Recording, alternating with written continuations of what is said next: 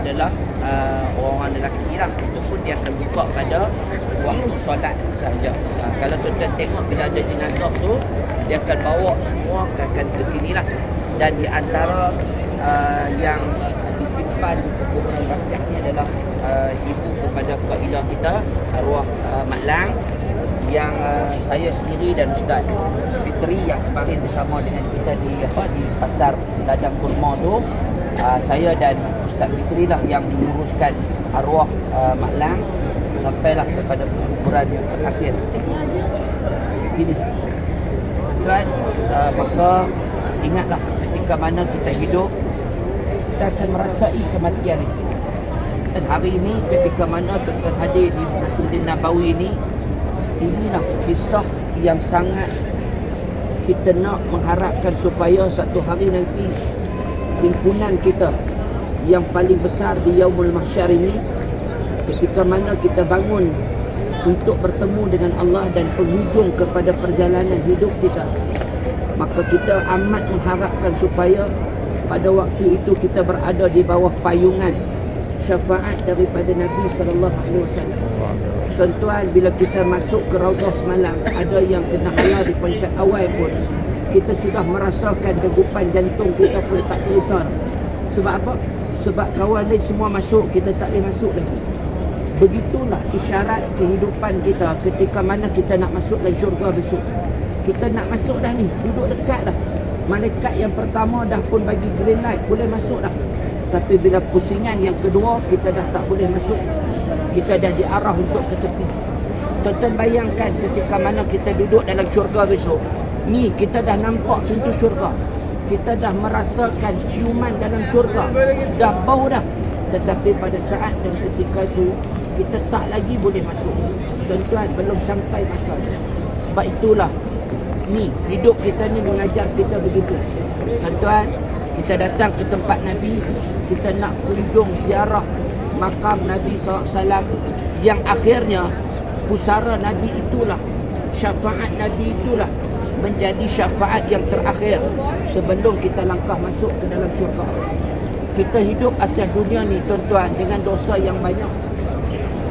Amalan ibadat kita yang kita buat ni tak mungkin untuk kita boleh masuk dalam syurga.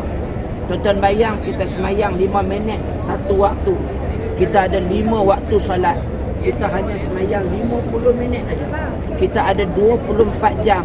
Mana lagi 1 jam 10 minit yang kita belanjakan untuk jalan Allah Ta'ala.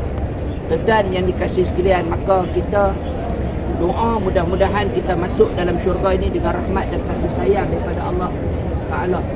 Sebab tu bila kita datang ke tempat Nabi, kita harap supaya selawat dan ziarah kita pada Nabi SAW itu memberikan kesan untuk kita hidup dan kita boleh bangun, boleh berada di bawah panji Nur Muhammad sallallahu alaihi wasallam. Tuan-tuan, inilah tempat yang ketika mana Rasulullah sallallahu alaihi wasallam berdakwah di kota Madinah. Inilah tempat dia. Nabi berdakwah di kota Madinah. Tuan-tuan, hari ini boleh datang ke kota Madinah, kita kunjung ziarah pusara Nabi. Tuan-tuan, Nabi berada di bawah kubah hijau tu. Ketika mana kita masuk, semalam saya bawa 2-3 orang masuk tuan-tuan. Kita bercakap depan Nabi ni. Nabi dengar apa yang kita bercakap. Walaupun Nabi wafat, tapi jasad Nabi wafat, tapi Nabi masih dengar apa yang kita bercakap. Tuan-tuan, sebab itu bila tuan-tuan duduk depan Nabi nanti ni, saya nak bawa tuan-tuan ni, tuan-tuan bercakaplah seolah-olah Nabi berada depan tuan-tuan.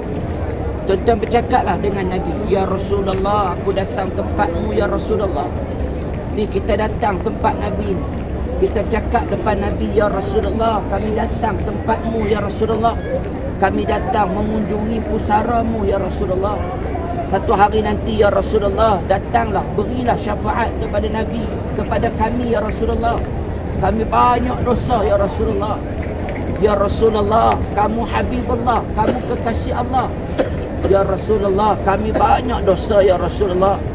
Ketika mana kami bangun untuk hadap kamu ya Rasulullah, ketika mana kami bangun di Yaumul Mahsyar nanti ya Rasulullah, kenalilah kami sebagai umatmu. Tuan-tuan, sebab itulah ketika mana kita datang tempat Nabi, cakap, wahai Rasulullah, kenalilah kami. Kami banyak dosa. Kadang-kadang dekat tempat kami ni kami nak selawat tak dan. Di tempat kami di Malaysia kami nak selawat dekat kamu ya Rasulullah tak sempat. Kami takut, kami bimbang dengan dosa yang kami buat ni. Kadang-kala dosa kami ni menghalang untuk kami masuk dalam syurga-Mu ya Rasulullah.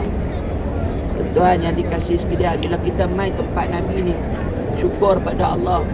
Sebab kata para ulama, barang siapa yang dapat kunjung ziarah pusara Nabi ni, setidak-tidaknya satu hari nanti dia akan bangun di tepi Nabi SAW.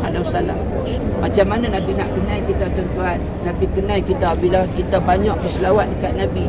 Waktu kita bangun dekat Yaumul Mahsyar nanti, di dahi kita ada tulis perkataan Muhammad, Mim Ha Mim Dan di dahi kita, menandakan kita adalah umat baginda Nabi SAW.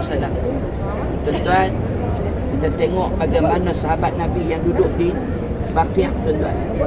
Di antara yang disimpan di perkuburan Baqi' itu adalah arwah Maklang, mak ibunda kepada sahabat kita Kak Suhaila, yang tuan-tuan kita dapat tengok, kita kenal dia.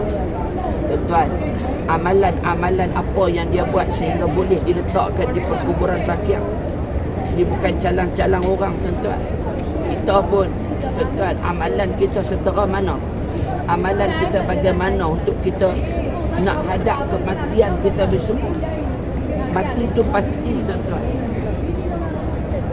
Bila kita sebut tentang soal kematian, tuan-tuan, apa yang kita harapkan?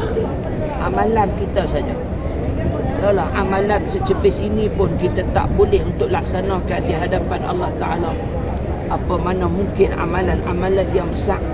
Hanya kalau sekelumit dengan selawat pun kita tak dapat gemakan untuk Nabi SAW, mana mungkin amalan-amalan besar yang lain yang mungkin kita laksanakan. Itulah tuan-tuan, daripada ibrah pengajaran kita hadir ke tempat ini, ambillah sesuatu yang bermanfaat untuk kita guna di tempat kita nanti.